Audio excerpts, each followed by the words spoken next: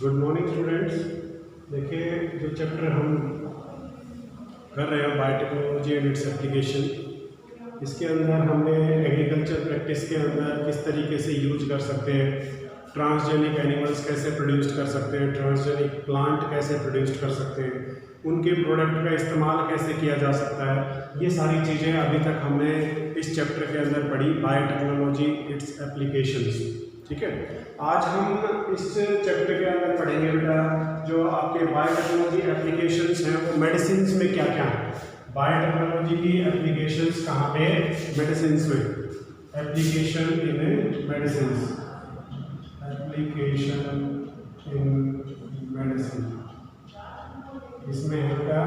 Application in medicine, दवाइयों में कैसे। तो इसमें जो सबसे पहली टेक्निक आती है वो कौन सी आती है बेटा? पीसीआर। कौन सी आएगी? पीसीआर। पीसीआर आपने पिछले चैप्टर में भी पढ़ी थी। क्या फुल फॉर्म होती है बेटा? Polymerase chain reaction. क्या फुल फॉर्म होगी? Polymerase chain reaction. ये आपकी फुल फॉर्म होती है पीसीआर की। तो पॉलीमरेज चेन रिएक्शन में हम क्या करते हैं, कोई भी छोटा सा टुकड़ा, छोटे से छोटा टुकड़ा अगर डीएनए का आपको मिल जाए, कोई भी अगर स्मॉलेस्ट पार्टिकल अगर आपको मिल जाए डीएनए का, तो उससे हम क्या करते हैं, पहले जो स्पेसिफिक पार्ट आपको मिलता है डीएनए का, जो भी स्पेसिफिक पार्ट होता है, पीस होता है डीएनए का, उसको पहले इंक्यूबेट किया जाता है, इंक्यूबेशन किया जाता है उसका, इंक्यूबेशन। किसका किया जाएगा बेटा? डीएनए के पीस का। जो डीएनए का टुकड़ा आपको मिला है उसको पहले इंक्यूबेट करेंगे, इंक्यूबेशन किया जाएगा उसका। और इंक्यूबेशन करने के बाद हम क्या करते हैं, इंक्यूबेशन करने के बाद उसके अंदर टेस्ट ट्यूब के अंदर हम कुछ रॉ मटेरियल्स डालते हैं। और रॉ मटेरियल कौन से होते हैं? एक तो डीएनए पॉलीमरेज एंजाइम। कौन सा होता है? DNA polymerase enzyme. दूसरा होता है डीऑक्सीराइबोन्यूक्लियोटाइड। कौन सा हो गया? डीऑक्सीराइबोन्यूक्लियोटाइड। और एक तीसरी चीज जो होती है इसके अंदर वो क्या होती है? Single stranded DNA. कौन सी होती है? Single stranded DNA. एक प्राइमर के रूप में, जैसे आपने रेप्लिकेशन प्रोसेस में आरएनए को एज ए प्राइमर यूज किया था, बिल्कुल वैसे ही सिंगल स्ट्रैंडेड डीएनए को एज ए प्राइमर इस्तेमाल करने के लिए हम यूज करते हैं। तो ये जो तीनों चारों चीजें हैं, डीएनए का piece, DNA polymerase enzyme, deoxyribonucleotides और single stranded DNA as a primer, ये चारों के चारों एक टेस्ट ट्यूब के अंदर हमने डाल दिए। उसको क्या किया बेटा? इंक्यूबेट किया। इंक्यूबेट का मतलब उसका टेम्परेचर थोड़ा सा हाई किया हमने ताकि वो डिस्टेबलाइज हो जाए। इंक्यूबेट करने के बाद हमने पॉलीमरेज एंजाइम को एक्टिवेट किया। और इस टेक्निक से जो हमने 3 प्रोसेस पढ़े थे बेटा, इसके कौन कौन से थे? डीनेचुरेशन, एनिलिंग और एक्सटेंशन। डीनेचुरेशन में हाई टेम्परेचर करते हो, इसीलिए तो इंक्यूबेशन किया जाता है। हाई टेम्परेचर से क्या होता है, जो डीएनए का टुकड़ा आपको मिला है उसके बीच में जो भी हाइड्रोजन बॉन्ड है वो ब्रेकअप हो जाए, टूट जाए।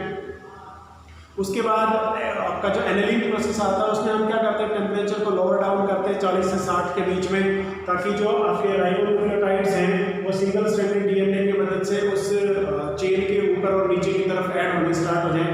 ठीक है, तो जब आपका ऐड होना स्टार्ट हो जाता है तो डीएनए की चेन बननी स्टार्ट हो जाती है।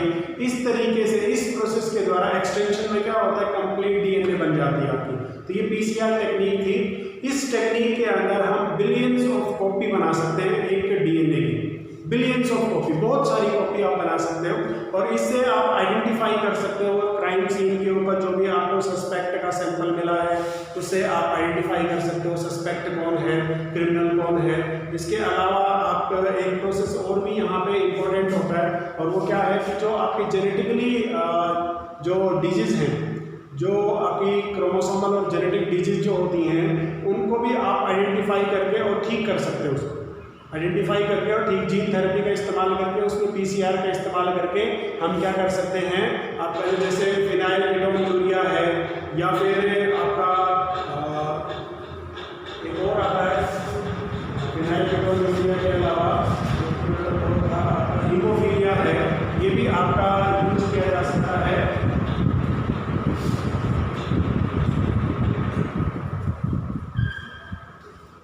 जो आपकी दो डिजीज हैं, हीमोफीलिया है, फिनाइलकेटोन्यूरिया है, इनको हम क्या कर सकते हैं बेटा, डायग्नोज कर सकते हैं with the help of technique. कौन सी होगी, पीसीआर। तो मेडिसिन में हो गया इस्तेमाल, मतलब हालांकि इसमें कोई केमिकल ड्रग्स नहीं दी गई आपको, लेकिन जो टेक्नोलॉजी है उसमें पीसीआर का इस्तेमाल करके हमने हीमोफीलिया को ठीक किया, फिनाइलकेटोन्यूरिया को ठीक किया, सस्पेक्ट का पता लगा लिया। तो ये आपका मेडिसिन के अंदर ही आता है, ठीक है। सबसे मोस्ट इंपॉर्टेंट जो मेडिसिन आती है आपके पास वो आती है ह्यूमन के अंदर, इंसुलिन। कौन सी आएगी बेटा, इंसुलिन आएगी। कौन सी आएगी, इंसुलिन। देखिए इंसुलिन आ, इंसुलिन जो है मैं इसकी थोड़ी सी आपको हिस्ट्री बताता हूँ। देखिए इंसुलिन जो है एक तरीके से ये हार्मोन है, फार्मास्यूटिकल प्रोडक्ट है। अगर आप आर्टिफिशियली इसको प्रिपेयर करो तो इंसुलिन जो है ये आपकी सबसे पहले इसकी डिस्कवरी हुई थी 1921। इसकी डिस्कवरी से पहले सर एडवर्ड शार्पी और शेफर 1916 में, 1916 में आपके शेफर और एक साइंटिस्ट और थे, शार्पी, शेफर थे और शार्पी। इन दोनों ने क्या कहा था बेटा, इन दोनों ने एक अपना व्यू रखा था कि भाई डायबिटीज जो है वो किस वजह से होती है। किसी भी इंसान को डायबिटीज होती है, उसके अंदर जो आइलैंड्स होते हैं पेनक्रियाज के, उन आइलैंड के फेलियर की वजह से, जैसे आइलैंड मतलब द्वीप, छोटे छोटे जो द्वीप हैं पेनक्रियाज के अंदर, वो अगर फेल हो जाएं, वो अगर वर्किंग करना बंद कर दें, वो अगर काम करना बंद कर दें, नॉन फंक्शनल हो जाएं, तो उस कंडीशन में आपको जो डिजीज होगी उसे क्या कहेंगे हम, डायबिटीज कहेंगे। तो ये सबसे पहले व्यू किसके पास आया था, शेफर और शार्पी का आया था। 1921 में, 1921 में बेंटिंग और बेस्ट दो साइंटिस्ट थे। 1921 में कौन थे बेटा, बेंटिंग एंड बेस्ट। इन दो साइंटिस्ट ने आपकी इंसुलिन की डिस्कवरी की थी।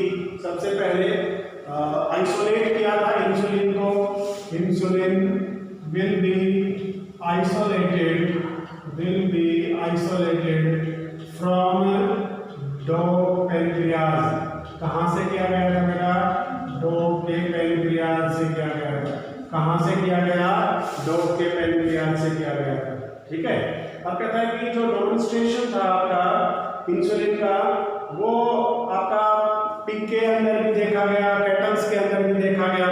तो ये विचार आया साइंटिस्ट के मन में कि क्यों ना डॉग, पिग से और कैटल से पेनक्रियाज की मदद से इंसुलिन प्रोड्यूस करवाया जाए, और उस इंसुलिन का इस्तेमाल आपका जो पेशेंट हैं, डायबिटीज पेशेंट हैं, उनके ऊपर किया जाए ताकि उनको क्योर किया जा सके, उनको ठीक किया जा सके, उनका इलाज किया जा सके। लेकिन ऐसा संभव नहीं हो पाया, क्योंकि जब पिग के पेनक्रियाज द्वारा प्रोड्यूस की गई इंसुलिन और कैटल्स के पेनक्रियाज के द्वारा प्रोड्यूस की गई इंसुलिन को स्टडी किया गया, तो उसमें पाया गया कि ह्यूमन इंसुलिन और पिग और आपकी कैटल की जो आपकी इंसुलिन होती है उसमें डिफरेंस होता है। ह्यूमन इंसुलिन और दूसरा कौन सा है बेटा, पिग इंसुलिन है, और तीसरा कौन सा है, तीसरा है आपका कैटल्स की इंसुलिन। इन सबको जब आइडेंटिफाई करके और इनके ऊपर रिसर्च किया गया, इनको स्टडी किया गया, तो ये पाया गया कि भाई ह्यूमन इंसुलिन के अंदर जो सीक्वेंस है अमीनो एसिड का, sequence of amino acid will not be matched with the pig and cattle insulin। Pig और कैटल इंसुलिन से वो मैच नहीं कर पाई। कैसे नहीं कर पाई, पिग इंसुलिन को जब स्टडी किया गया तो उसमें एक अमीनो एसिड डिफरेंट मिली सीक्वेंस में। एक अमीनो एसिड का सीक्वेंस आपको डिफरेंट मिला, चाहे वो किसी का भी लगा लीजिए, ग्लाइसिन का है आपका, या फिर किसी और अमीनो एसिड का, एक अमीनो एसिड का सीक्वेंस में डिफरेंस मिला, ठीक है। और कैटल्स के इंसुलिन को जब स्टडी किया गया तो 3 अमीनो एसिड का सीक्वेंस डिफरेंट मिला। 3 अलग अमीनो एसिड की ह्यूमन इंसुलिन में जो सीक्वेंस है उससे। तो ये माना गया कि अगर आप इन इंसुलिन का इस्तेमाल करोगे तो इसके साइड इफेक्ट्स ज़्यादा होंगे, बेनिफिट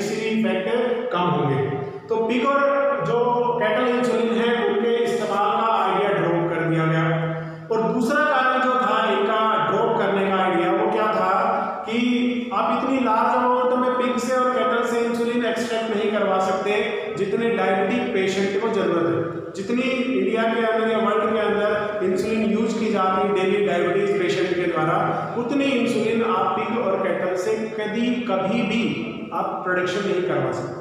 ठीक है, तो ये आइडिया आपका क्या हो गया, ड्रॉ।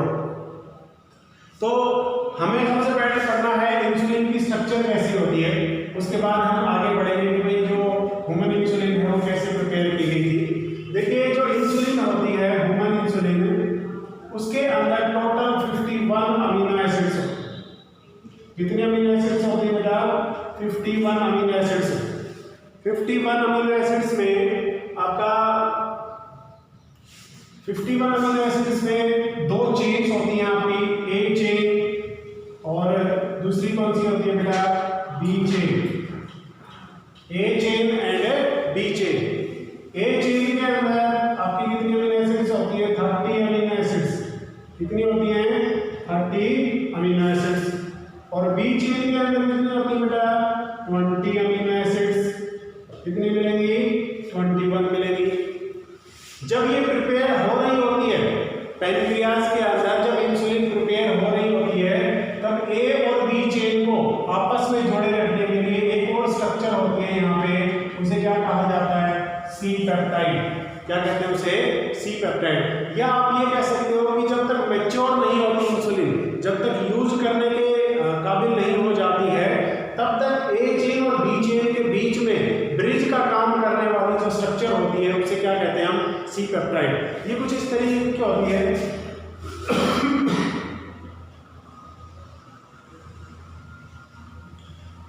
यहां से लेके यहां तक ये तो हो गई आपकी ए चेन,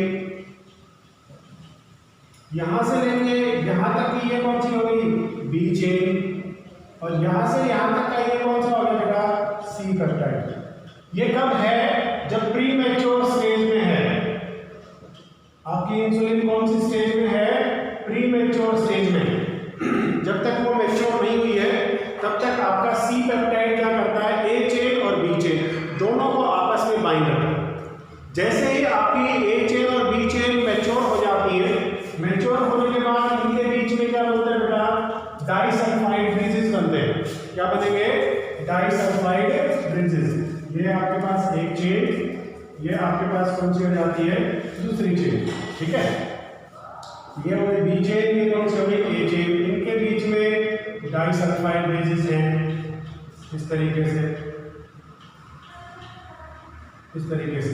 ये क्या है, डाइसल्फाइड ब्रिजेस है, दो सल्फर है आपके, तो इसे क्या कहेंगे हम, डाइसल्फाइड ब्रिजेस कहते हैं। क्या कहेंगे, डाइसल्फाइड ब्रिजेस कहेंगे। ये डाइसल्फाइड ब्रिजेस के द्वारा आपकी ए और बी चेन आपस में जुड़ी हुई होती है। It have 30 amino acids and it have 21 amino acid. इसके अंदर कितने होते हैं बेटा, 21 अमीनो एसिड्स होते हैं। कितने होंगे, 21 अमीनो एसिड्स होते हैं। ठीक है, तो ये तो थी आपकी स्ट्रक्चर जो ह्यूमन इंसुलिन की होती है। अब देखिए ह्यूमन इंसुलिन कैसे प्रिपेयर की गई। ह्यूमन इंसुलिन प्रिपेयर की गई बेटा ई कोलाई बैक्टीरिया के द्वारा। किसके द्वारा प्रिपेयर की गई, E coli bacteria. E coli bacteria का जो प्लाज्मिड डीएनए है उसको एक्सट्रैक्ट किया गया। एक्सट्रैक्ट करने के बाद रिस्ट्रिक्शन एंडोन्यूक्लिएज एंजाइम की मदद से क्या किया गया, स्पेसिफिक साइट के ऊपर कट लगाया गया। कट लगाने के बाद ह्यूमन पैनक्रियाज से या ह्यूमन सेल से इंसुलिन प्रोड्यूसिंग जीन ये आइडेंटिफाई किया गया। उसको फिर रिस्ट्रिक्शन एंडोन्यूक्लिएज की मदद से क्या किया गया बेटा, कट किया गया।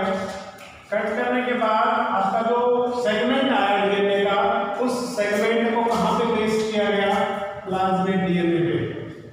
कहाँ पे पेस्ट किया गया, प्लाज्मिड डीएनए पे।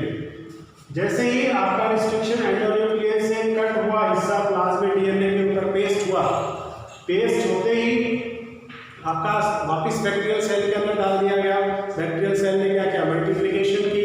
मल्टीप्लिकेशन से नई कॉपी प्रोड्यूस हुई बैक्टीरिया की। उन्होंने अपना प्रोडक्ट बनाना स्टार्ट किया और वो जो प्रोडक्ट बना वो बिल्कुल सेम था जैसा ह्यूमन से इंसुलिन प्रोड्यूस हो रही है।